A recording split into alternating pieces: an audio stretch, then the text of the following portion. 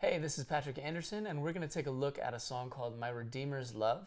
This is from the album From Age to Age by SovGraceMusic.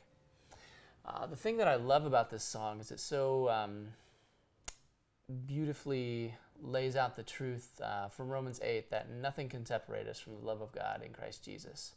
It goes through the first verse, my Redeemer's love is deeper than the depths of sin and hell, than the breach my sins had made. Verse 2 talks about how he will hold me in the tempest, through the flood he carries me. And then that verse 3 just looks forward to eternity. My Redeemer's love grows sweeter in that assurance as eternity draws near. I will love him back forever and forever sing his praise. So this song is in 4/4, and you can see that I'm using a capo here. I believe the recorded key on the album was B flat. I'm doing it in C here, but either way, I'm using G shapes. I could easily drop it to B flat just by going to the 3rd fret using G shapes, in between B using G shapes, or C right here using these G shapes. So whatever your choice is. All right, so let's start with the intro. And the strumming groove that I would look at for this, that I would use for this, would be this pattern. Let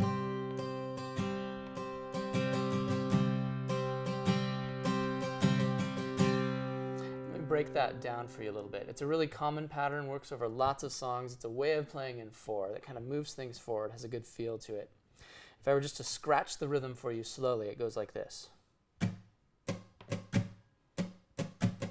Down, up, up, down, up, up, down, up, down, up, down, up, up, down, up, up, down, up, down, up. 1, 2, 3, 4.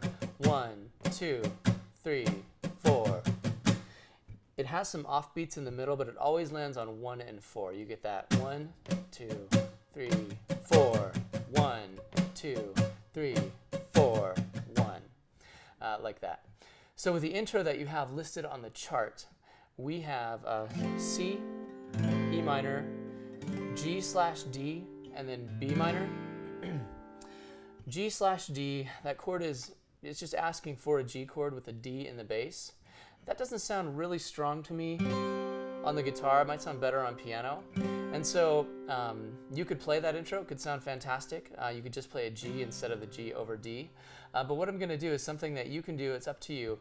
Is just change the intro. And I'm going to simplify it and just do G, a measure of G, a measure of C, a measure of G, and a measure of C like that. So here's how I'd play the intro. 1, 2, 3, 4.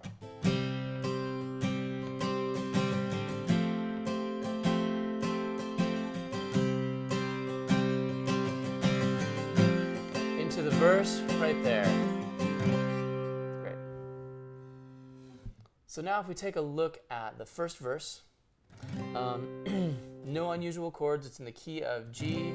You have the G, D, E minor, C. There is an A minor in there. Lots of different ways you can play that. Here's your stock A minor. Just like that. Some other options you have. Lift out the middle part of it. So I'm just having an open 3rd string. Technically that's an A minor 7, and you can add that if you feel like that's a great sound over the A minor. It doesn't have to say it on the chart for you to do it. And also if you ever see on a chart A minor 7, you don't have to play it that way. It's up to you, and that's just color that's added. So there, and then there's one other way that I like to do this. Put the pinky on the top here, 1st string, 3rd fret, like that. It just kind of gives you that ringing thing between that, like the G and some of the other chords. So up to you, those options. So let's go through that first verse with that same strumming groove. Let's back up into the intro once through, and I'll show you how you start to sing the verse, because it comes in, the lyrics of the verse come in at the end of the intro. So here we go. 2, 3, 4.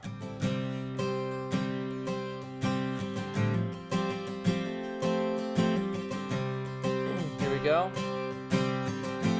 My Redeemer's love is deeper, just like that, to the D, than the depths of sin and hell. Now this E minor is longer. Who wasn't thrown in glory? C. And to bring us to himself. Another measure of D. My Redeemer's love is wider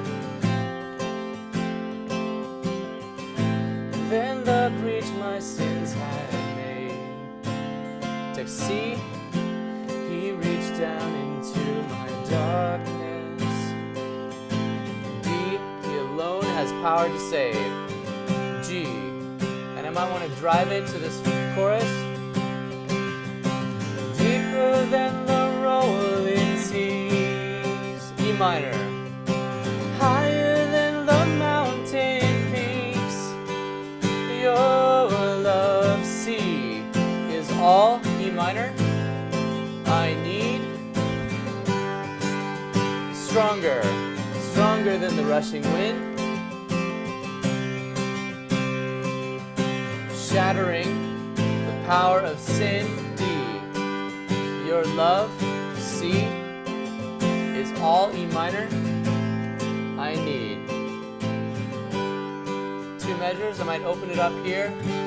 My Redeemer's love grows sweeter, or whatever verse you're going to, like that.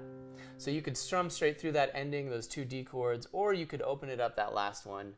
Just know that the words for the lyrics come in on that last chord. Okay, so that was playing through a full chorus. In the actual chart, you have a half chorus for chorus 1. It's up to you. At our church, we usually do the full chorus there. But if you felt like just to the progression of the song that you wanted the half chorus there, totally up to you. Verse 2, the choruses that follow are all the same feel, the same chords and everything.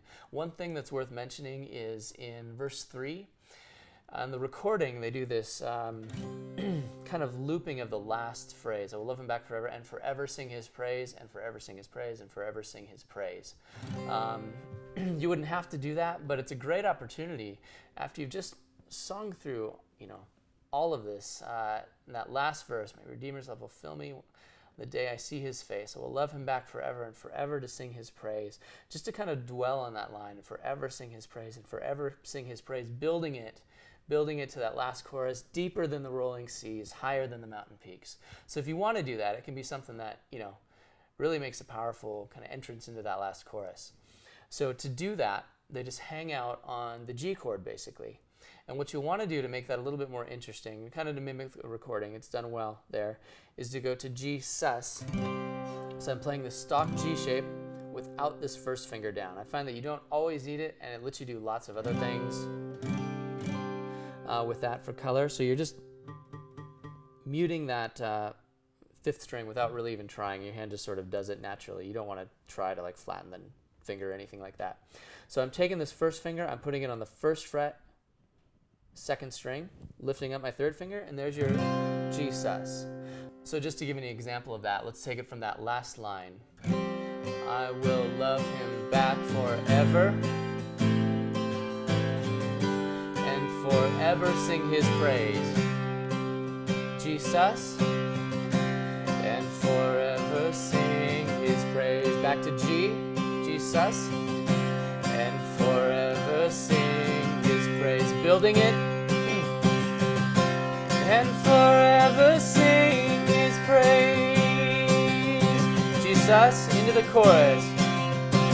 Deeper than the rolling seas. Just like that.